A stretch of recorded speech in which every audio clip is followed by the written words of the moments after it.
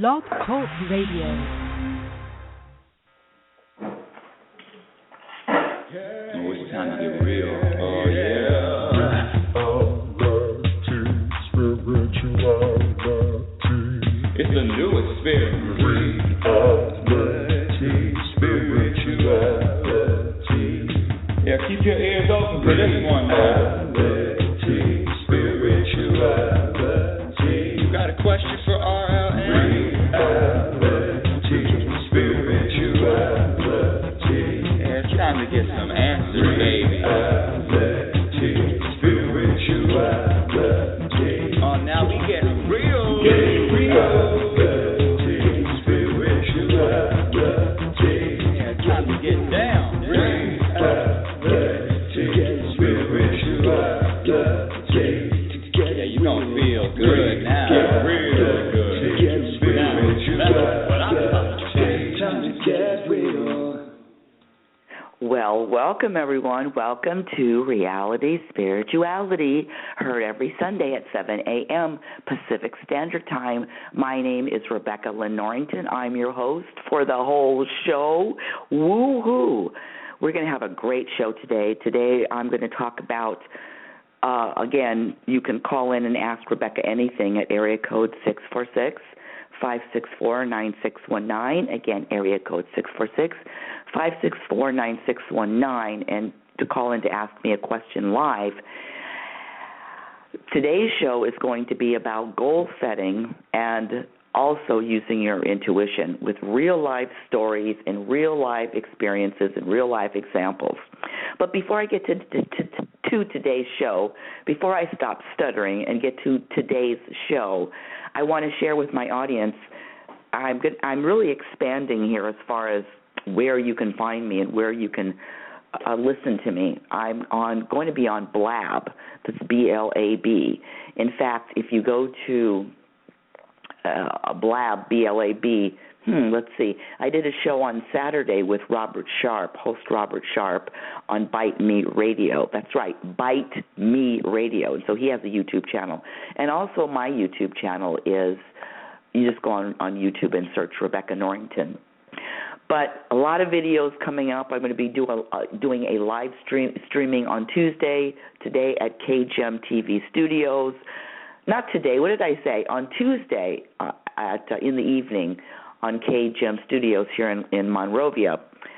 Okay, that's enough. Well, let me just say this since I'm on a roll. Website is RebeccaNorrington.com. Follow me on Twitter at RLNorrington. Facebook is Reality Spirituality. Go to that Facebook page and like Reality Spirituality. Let's see what else. Oh, yes. So I don't know when I'm going to start blabbing, but I love it. I love the whole format. Blab is basically what I'm doing right now, except for you can see me, video. So I'm really excited about it. I had a lot of fun doing that, and to be continued.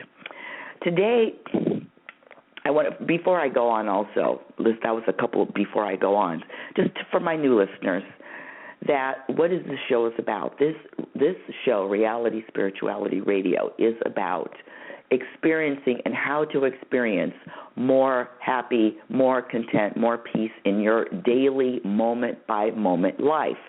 And when I was on Robert's show yesterday, he asked a lot of really, really great questions. And so I'm going to be answering those questions today. But this show is about experiencing more happiness, and how can you do that? And let me just start right off the bat by defining happiness for me. Happiness is defined as being at peace. Being at peace. That means feeling a sense of calm, feeling a sense of relaxation, feeling a sense of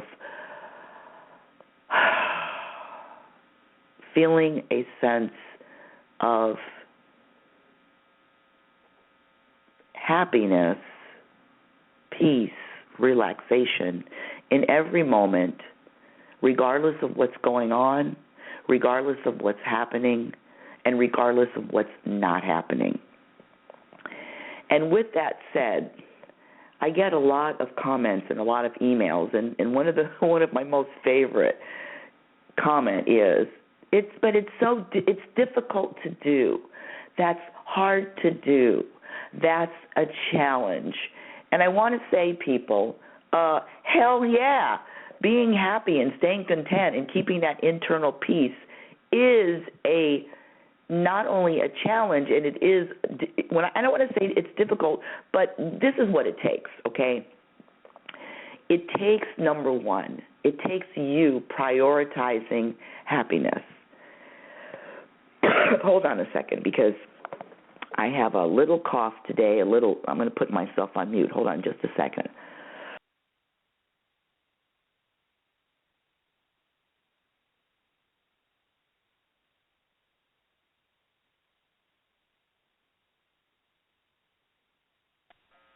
I don't know if I've ever done that before. I don't know if I've ever muted myself. Yeah, I have a little sore throat. I've been coughing a lot. But regardless of all that, there is a peace, there is a happiness. So what you have to do, well, not have to do, but if you decide to do it, when you commit to being happy and having peace, regardless of what's going on, the commitment is to have that feeling, have that peace of mind in every moment. Hold on a second, the universe. Hold on a second, audience. One more second. Just hold on.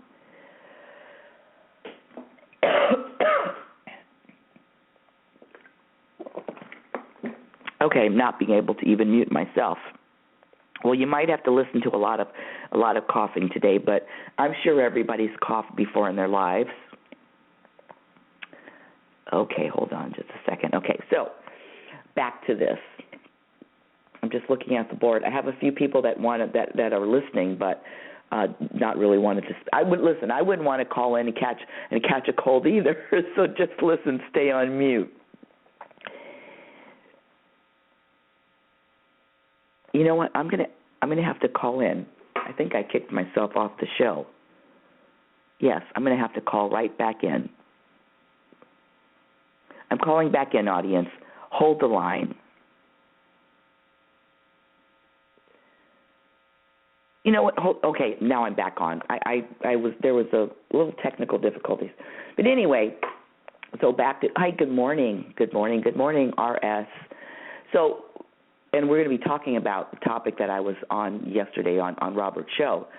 But before I hear a lot of it's complicated, it's hard, it's not easy, that's a challenge, and like anything else you want to accomplish or you want to master or you want to tackle, this learning a new skill or having another skill that is going to aid you in becoming happier is your choice. And so yesterday while on Robert's show, he asked this question about setting goals and whether or not I set goals. And I told him, absolutely not, especially man-made goals. I don't set goals. And here's the reason why. Because that's a great question. I used to set goals. I used to wanted to accomplish and wanted to just do a lot of things. And not to say that I'm not doing things, and not to say that there are a lot of things that I don't do. But as far as setting a goal for something to happen, I quit doing that, and I'll tell you why. What I found is I do not have control over what is happening to me. I don't have control over what is not going to happen. But what I do have control over is how I'm feeling in every moment.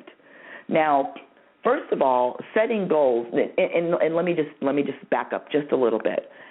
My goals that I set, or my intentions, or what I do have intentions. I'm stuttering a little bit only because I'm so passionate about this.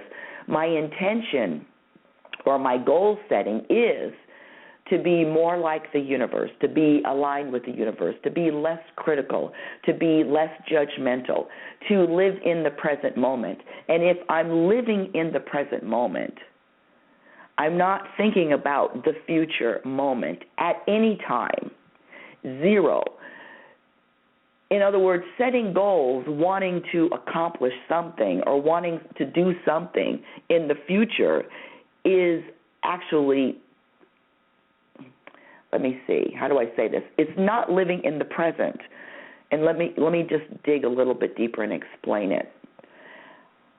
I work, live by inspiration now in every moment. Every moment I have an inspiration to do something or to not do something. It's really simple.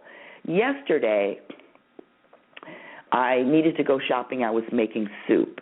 I was making chicken, vegetable, organic soup, which quite frankly turned out really, really well. I had to go to the market. I had to do some shopping. Now, there's two markets that are close to me. There's a Vaughn's Pavilions, which is a little bit farther, maybe another 2 miles farther or a mile farther, but a really, really, really nice market. It's the state-of-the-art market, if you will. And there is a Ralph's that is closer, not quite state-of-the-art. Prices, who cares the difference? It doesn't even matter the price.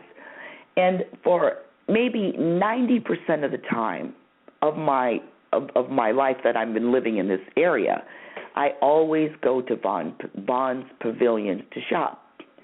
And so yesterday, for some reason, I, quote, planned to go to Vaughn's Pavilions. As usual, there were a couple of things that I knew that were going to be on sale, and I definitely wanted to pick them up. And for some reason, I kept getting in my head, go to Ralph's, go to Ralph's, go to Ralph's. Because I can feel the difference. I'm like, okay, I'm going to go to Vaughn's Pavilion, go to Ralph's. And the universe just kept saying, go to Ralph's. Now, I didn't know why. I had no explanation. But I always follow my intuition in the moment. And so, of course, hold on a second, I need to get some water. And so, of course, yesterday I followed my intuition, and I went to Ralph's. Get out of the car, start walking to the entrance, and I see one of my dear friends. Now, this woman is a little bit older than I am, but I've known her maybe 12 years or so. I used to teach at a certain gym, and she used to be in my class religiously. She was in my Sunday class. She was in my water aerobics class. And when I have my, quote, birthday celebrations, I maybe invite 3 people, and she's one of the 3 people that I invite. She's been supportive in my life. I mean, she's a dear, dear, wonderful woman. And the last time I saw her was in December when I had my little birthday gathering of 3 people. And she was one of the 3 people, so I hadn't seen her since December. And I'm walking into the entrance, and there she is on the phone. And she looks at me, and I look at her, and of course, hey, I'll call her Judy, which is her real name. I said, Judy. And so we chatted for a little bit. We hugged. And she says, I'm looking for Ginger. Ginger is her daughter. And so I went in to do my shopping. She found Ginger.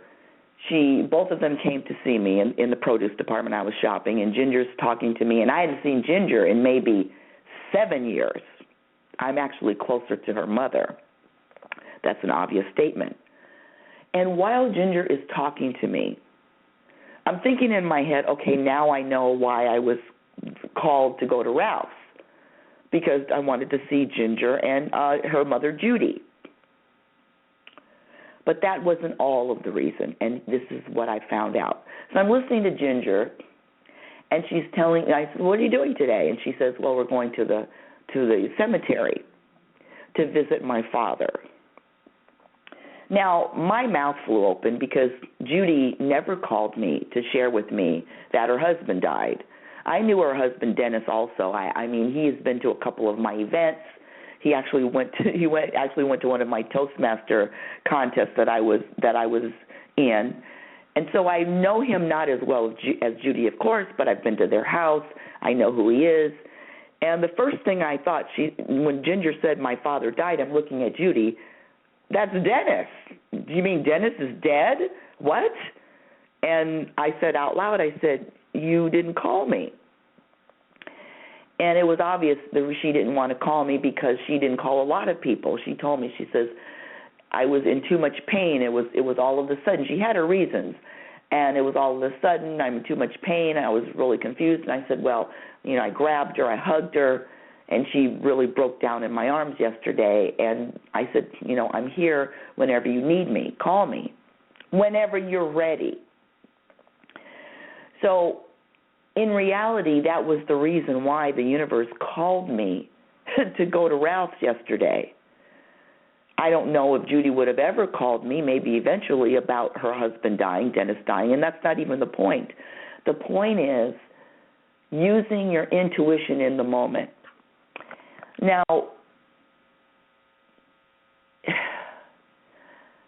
planning in the future or having a goal in the future or even being attached to what I'm going to do in the future, like going to Vaughn's Pavilion and being attached to that and doing something just because I did it, I do it 95% of the time, is my point. When you are aligned with the universe and you really are in tune and you listen to the message or the messages that happen through all throughout the day, there is no way that what I plan is going to get in front of what the universe has planned for me. Back to setting goals. The reason why I don't set goals anymore is because over the period of my life and over all of the examples that I've had, there is nothing that I do that if the universe doesn't approve or if the universe doesn't sign off, it is not going to happen. My belief is this. I have a wonderful plan that the universe has designed for me. This life is a wonderful design, designed by the universe. I'm here along for the ride. I can either accept it, I can either enjoy it, or I can think that there's something wrong, or I can think that there needs to be something else happening in this moment. So in reality, it's either I'm living with a vibration of satisfaction or a vibration of dissatisfaction, or thinking there's something else that needs to happen. Now, one of the things that because I can feel my dear friend Robert in saying not setting goals, and does that mean that nothing's going to happen, that you don't do anything and you don't accomplish anything? Let me tell you something. I have never been busier in my life without setting goals. I have never had, when I say busy, I'm really talking about this universal stuff. Now I'm going to be blabbing. I have a live stream going on Tuesday. I'm going to be on different host show, blabbing and being interviewed, or on YouTube or on Blog Talk Radio, or just collaborating with other people. And I haven't done one thing to make it happen. I really haven't. It seems like what happens is things, people, gifts just get dropped in my lap. And that is without me setting any goals. Now, it took a long time for me to get to a point where I trusted that things will still happen regardless of if I set a goal or not. But that's what I'm finding. Every month, let me just give you my work computer password. Okay, you ready for this? I'm giving you my password. So every month my password changes, but it's the same password. It is what else is possible in March 2016. That's my password. And in February it was what else is possible in February 2016. I throw it out there, and every month there is something new. There's some kind of new involvement, some new creation, some new idea, some new direction that happens, and it just pops up. People, my dear audience, okay, I'm going to tell you a secret. I desire, want easy. I'm not into doing any kind of I'm not into any kind of anxiety, any kind of angst, any kind of, I got to get this done. Now, I get things done, but without that anxiety attached to it, or without that you know what I'm talking about. Oh, I didn't get this accomplished today. No. What happens is, for me, there is a relaxation now. There is a trust in the universe that I know for a fact that things will happen, contacts will be made, or not, and that's how the universe works. So it's really one less thing that I have to do, setting a goal for the future. Now, every day, in every moment, I'm choosing between peace and drama, meaning that if I really want peace and if I'm really committed to being happier, then I choose that path of working or creating when I'm inspired to create, and not when I feel like there is a deadline or a goal or something that needs to be done. Now, I remember last year, 2 years ago, when my first book came out, I had a deadline. I had a deadline because I was speaking at a seminar, actually 2 seminars, and one book signing event, and they were all in the same month, and I wanted that book done, and I wanted that book completed, and I wanted it completed before the deadline. There was a feeling, there was a sense. Now, this is, again, remember, this was 2 years ago, and quite frankly, I wasn't even the same person 2 years ago. And there was a sense of just being anxious and nervous and on edge and, deadline, wah. And I remember how that felt and a lot of pressure. Listen, there is a way to be under pressure for a deadline but still feel peaceful without that pressure of thinking that there's in other words, there is a way to live under pressure and still be at peace. That's what I want to say. There is a way to have a deadline but still feel peaceful about that. Usually it's have a deadline, at least for me. It was have a deadline, and now I'm under a lot of stress, and now I've got to finish the deadline. And so what I'm saying is this way of being at peace is a foundation regardless of what's happening in the outside world.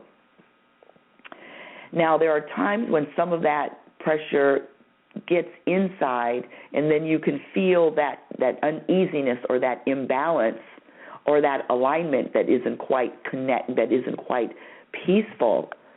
But that is a totally different way of being, totally different vibration of feeling peaceful, even though you're under a lot of stress or under a lot of pressure.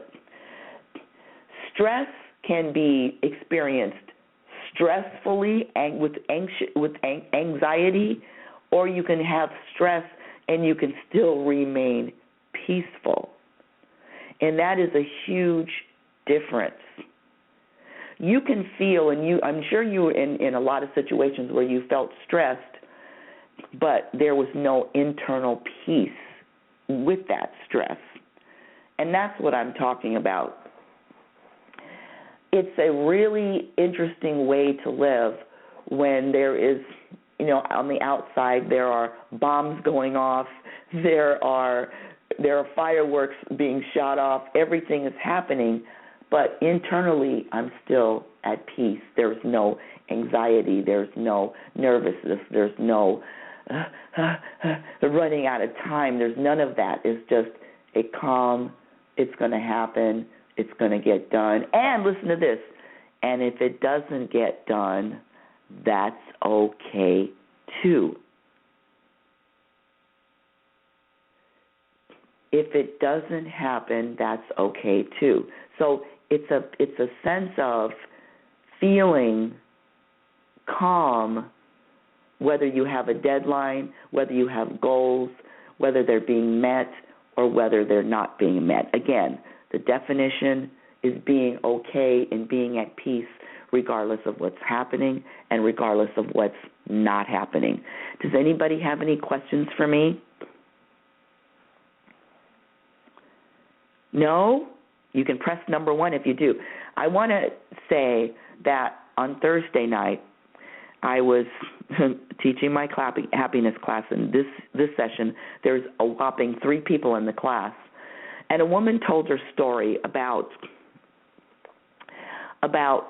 how she felt like her friend was taking advantage of her. And listen to this. This is a very interesting story. I found it interesting, which is all that matters. Oops, I hope I didn't say that out loud. So listen, she tells a story about a good friend of hers that has access to going to Disneyland tickets, to the Disneyland theme park, and she can get tickets, and you can get into Disneyland for free. In Disney, and you can park for free in Disneyland. I haven't been to Disneyland in years, but I hear it's very, very expensive. In fact, it's I think it's close to $100. Well, I don't want to speak out of turn. Close to $100 for 2 people to get in. I'm talking about parking, getting in, and that's not even food. So her good friend has access, and she knows people in Disneyland, and so she can get tickets. So her good friend got tickets for her own son and his wife. So my student is telling another one of her friends, not the one that got the tickets, but another one of her friends, the story that a friend got them into Disneyland for free, parking for free, and this friend was listening to the story. Now, about 2 weeks later, her other friend calls her and asks her a favor. And we all know what that favor is, right? Her other friend had grandchildren coming in. So she wanted to know if she could call her friend and ask her, this is one person out, ask her friend to get free tickets to go to Disneyland for her grandchildren. Herein lies the problem and the issue of what the student was telling me in the happiness class. And she said to me, how dare her ask the question or ask for me to ask a friend to get your grandchildren in. First of all, my friend doesn't know your grandchildren. It's a lot of nerve for you to even ask that question. And then she felt bad that she probably wouldn't be able to get free tickets to go to Disneyland. I mean, I'm sure that it's a selective group. You just don't just dole out these free tickets to anybody that has access. And so she was feeling very angst about it, and she was feeling, why would she even ask me? She was feeling that she didn't want to ask her friend to get tickets. It was inappropriate. And so I looked at her and I said, well, whose fault? Whose fault is that this friend of yours is asking you to ask another friend? Hold on a second.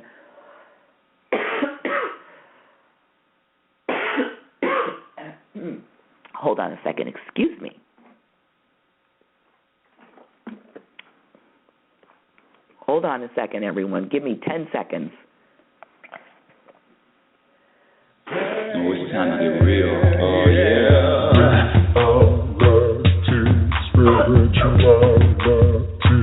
It's a new experience. Okay. I'm finished coughing. Where was I? Okay. So, the nerve of her asking me to ask my friend to see if she can get tickets for someone that she doesn't know grandchildren. And then I, blatantly just said, okay, whose fault is that? She says, well, I was just having a conversation. When you're talking to friends, you're just having a conversation. You're just talking about things. And I said, okay, yes, good point.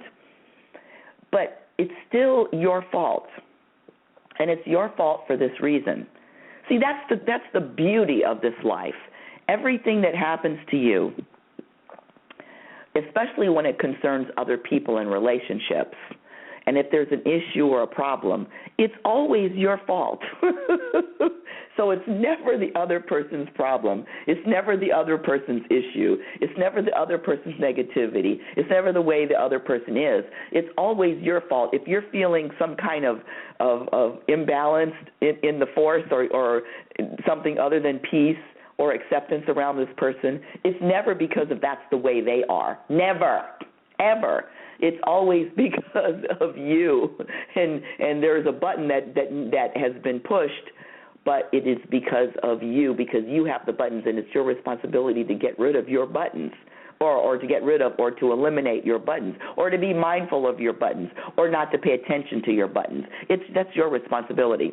So I told her it was her fault, and she didn't like that because she says, well, I'm talking to her, and that's what friends do. We just talk about things. And I said, so you're just talking about things and you're not being mindful. I said, how is telling this other friend that you have a friend that got your son and his wife tickets to Disneyland for free, how is that benefiting this person? How are you benefiting her? What is your intention? What is your purpose of sharing that? And I took it a step further. There are not a lot of people in this world that can be happy for somebody else's accomplishments, or that can be happy for somebody else's good fortune, or that can be happy for somebody else's good news.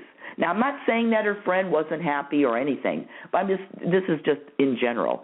There's not a lot of people. In fact, this is something that I had to work on myself, to be happy for somebody else's good fortune. Huh? It's a very fine line. And so with that, knowing that, why the heck would you share that information in a conversation with anyone? It's like going to work, going to the office and saying, guess what? I won a $500 lottery ticket. I'm a $500 lottery ticket. Now, I know that people go out and share that information, and they share good news and they share exciting news. But my question is, why? What is the intention of sharing? What is the benefit for someone else when they hear that news? And especially when you know that a lot of people don't know how to be excited or to be happy for somebody else's good fortune. Now, I have to say that's one of my mother's great faults. I mean, not great faults, I'm sorry. Scratch that. One of my mother's great assets. This woman can actually get excited for other people's good fortune. I don't know how the hell she does it, but she just, that's just who she is. But there's not a lot of Marcel Norringtons that can do that, or that can feel that, or that can sense that. And I mean, even a stranger, she can be excited for somebody else's good fortune, and she could get to the point where she's really, really excited. Like she's the one that hit the lotto. So I said to my student, I said, so what was your intention? She said, well, just to talk. Well, it's really when you want to experience more happiness and more peace, what happens is, what I've learned is, there's a lot of not talking. I talk because I'm on the radio. I talk if I'm doing a show. Of course, if I'm on Blab, I'm supposed to be talking. But in my real life, I don't do a lot of talking. I do a lot of listening because people love to talk. They love to talk about what's going on in their lives. They love to talk about, let me just say this, they love to talk about their shit, and which is fine. And I'm there to listen. But you're not going to find me doing a lot of talking in my real life other than on the radio. And I shared this with my student, and she kind of stopped for a second because she's used to just talking without being mindful of what she's saying. And she said that. She's used to talking, and I say it's like people kidnap you and hold you ransom, and you have to listen to their stories.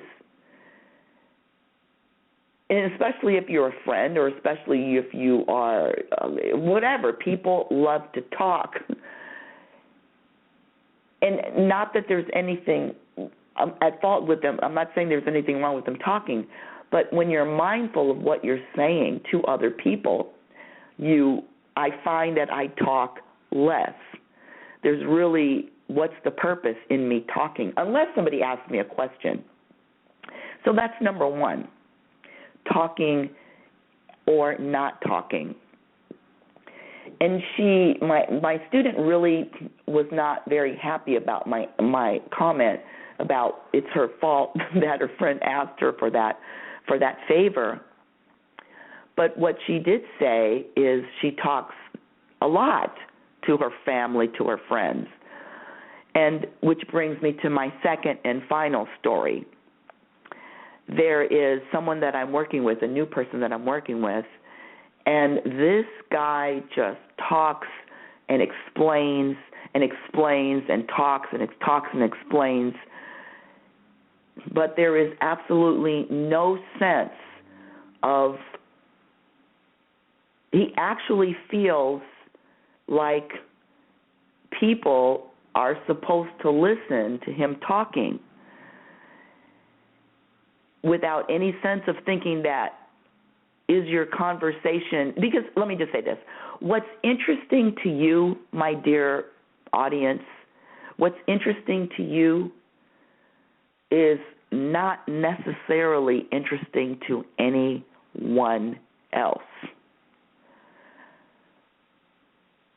I'm going to throw out a challenge this week, and my challenge is this. Not challenge, an assignment. And the assignment is this: to talk less and listen more. Judge zero, if possible, and just listen more. That place of peace comes with silence. Now, you can have that peace when you're talking, but I'm saying the door to that place of real peace comes with silence. And I listen a lot, and there are people that I am around that are not comfortable with silence. It's very rare to be in a room full of people and someone not talking, of just silence. And so my challenge is to just be silent and just be more aware this week. And before you open your mouth and speak and say things that are just random, like, how are you doing? How was your day? Oh, it's Friday today. Oh, Wednesday. Oh, hump day. Oh, in other words, be mindful of your comments, and I guarantee you will be making less comments and you will be speaking a lot less. Does anybody have any questions for me in the chat area? Because I'm about to sign off the show. Let me see, did I talk about everything, setting goals? Yes, no setting goals. So that's another thing. I want to say that this trusting that the universe will plan for you, has a great plan for you, and letting go of you planning is a place to be where uncertainty about your next moment, uncertainty about the present moment, is a place of peace and relaxation and a place of satisfaction. I do not know what the universe is going to hold for me in the future, but I trust that it's going to be an exciting, an intricate, wonderful, beautiful plan. And I'm just going to let the universe do its job, and I'll do my job and be open to all of it. How's that? You can find me. You can find my website at RebeccaNorrington.com. Follow me on Twitter at RLNorrington. Go to my YouTube channel, Rebecca Norrington. I'm going to post up that blab on YouTube, on my YouTube channel sometime today. Who knows when? Get it? I don't have a real goal, but I plan on doing that. Also, did I say follow me on Twitter at RL Norrington? Go to Facebook, Reality Spirituality page, and like Reality Spirituality.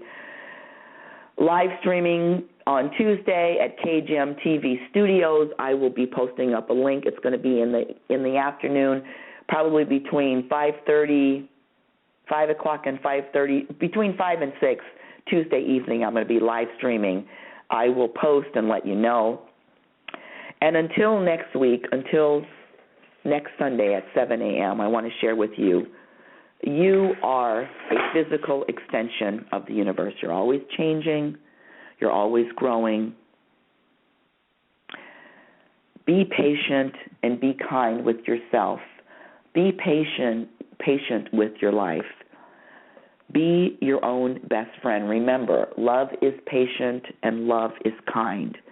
Be relaxed. Let go.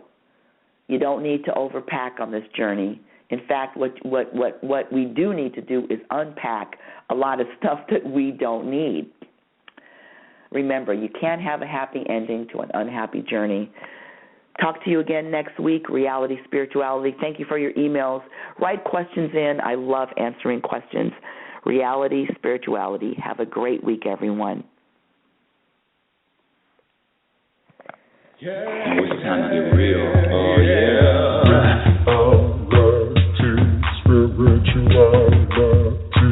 It's the new experience. Reality Spirituality.